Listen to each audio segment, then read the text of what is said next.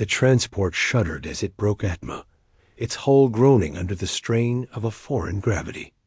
Inside the main bay, the last human trainee watched the alien world fill the viewport.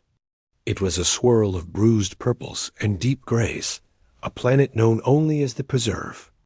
Around them, the others checked their gear with quiet, efficient clicks. They were the Vile, a species of sleek, silver-gray fur and luminous amber eyes, born to the hunt. He was the only one without fur, without natural night sight, without claws. His name was simply the one he'd been given, the human. Across the bay, an elite hunter watched him.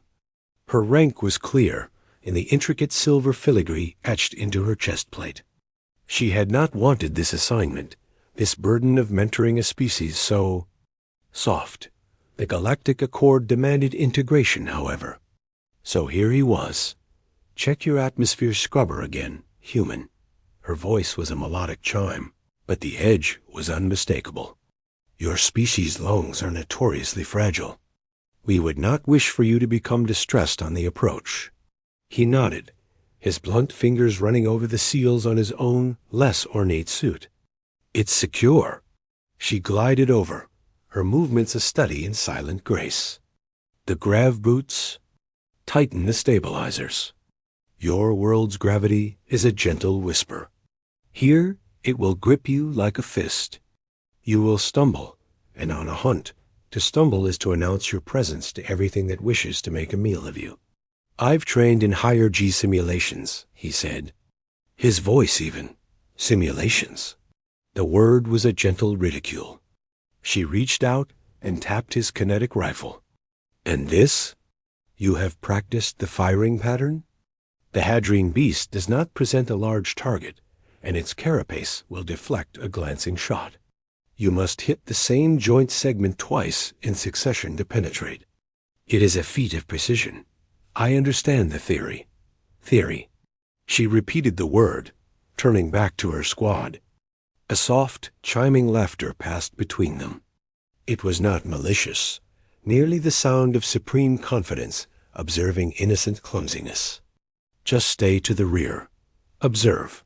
Do not engage. Your presence is a formality. Do not make it a tragedy. The human said nothing. He simply finished his checks. The forest of the Preserve was not made of wood. Towering, crystalline fungi emitted a faint phosphorescent glow, and the ground was a spongy mat of fibrous lichen. The air hummed with the clicks and whistles of unseen life. The Val moved through it like shadows, their forms blurring, their steps silent. The human steps, despite his training, were audible. A faint crunch, a slight squelch.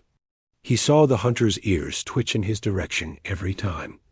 They had been tracking for hours. The elite hunter led, her every sense extended. She pointed to a spatter of iridescent fluid on a crystal trunk. Spore, recent. The beast is near. Remember the formation. Encircle, divert, strike. The squad flowed into position with wordless understanding. The human was placed behind a large, pulsing fungus, the safest point. You will have a clear view here, the hunter told him, her amber eyes glowing in the gloom. Watch and learn. She melted away. The human waited.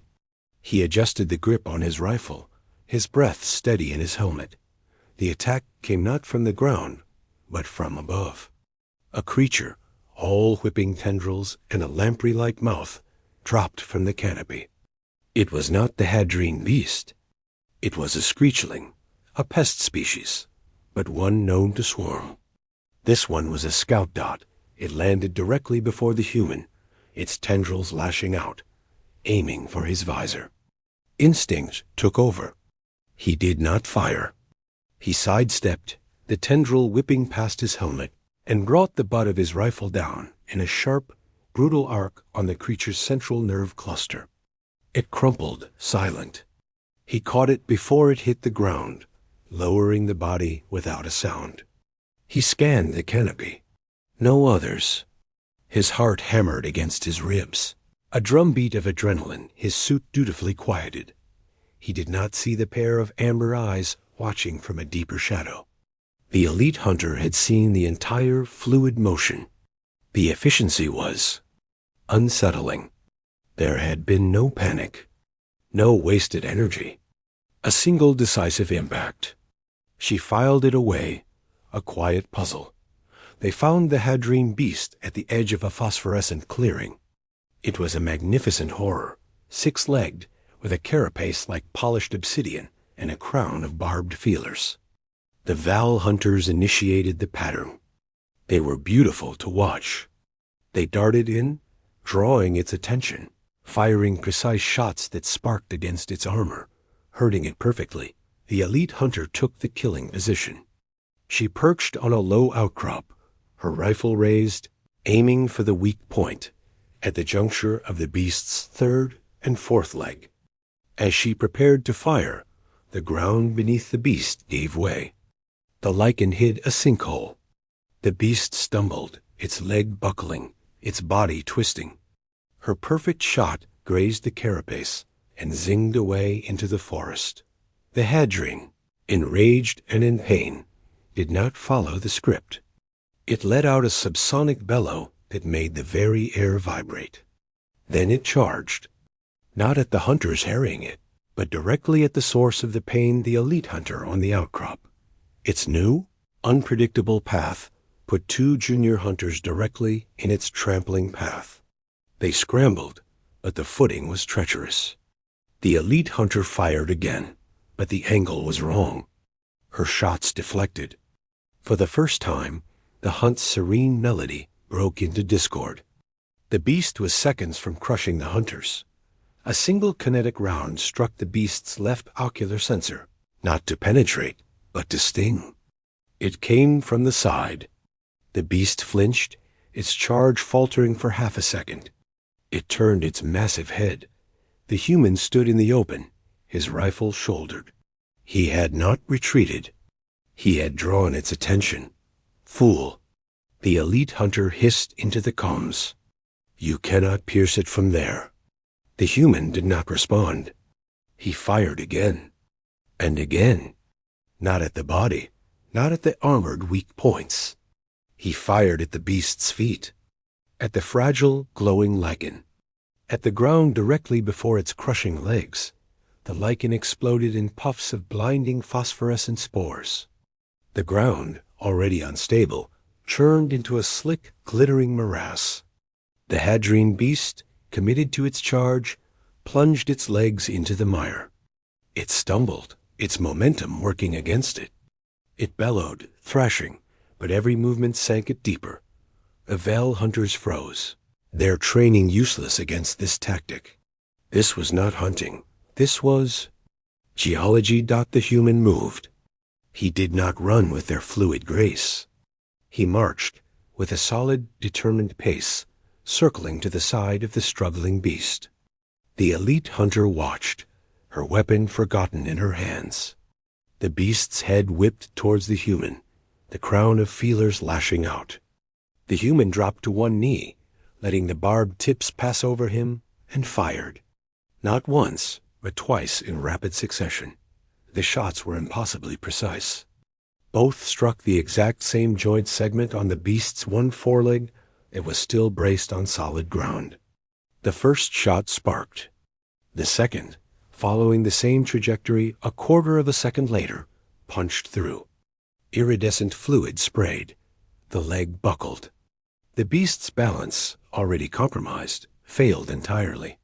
With a final thunderous groan, the hadrine beast toppled onto its side, half submerged in the glowing muck, its legs kicking helplessly at the air. Silence fell, broken only by the beast's ragged breaths and the sizzle of its leaking fluids. The glowing spores drifted down like alien snow. The human stood, his rifle now pointed at the ground. He walked over to the two junior hunters, offering a hand to pull them from the lichen where they had fallen. They took it, their amber eyes wide. The elite hunter finally descended from her perch. She approached the human, her movements slow. She stopped before him, looking from the trapped defeated beast to the blunt-featured face behind the visor. All the gentle ridicule, the confident explanations, the assured superiority had evaporated. Her words, when they finally came, were not a chime, but a hum of pure, unadulterated shock. You altered the battlefield. The weak point was too small at that angle, the human said, his voice still that same, even tone. So I made a bigger one. You used the environment as a weapon. Not just a tool, a primary weapon. On Earth, the human said, looking at the trapped beast, our ancestors did not have claws or fangs. We had to make the world our fang. She stared at him. She had seen him as a creature of fragility, requiring protection from the air, the gravity, the noise. Now she saw the being who had, in minutes, turned a disaster into a victory by using air, gravity, and terrain itself.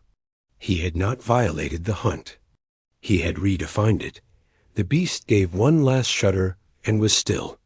The elite hunter did not give the order to secure the prize. Instead, she took a slow step back. Then another.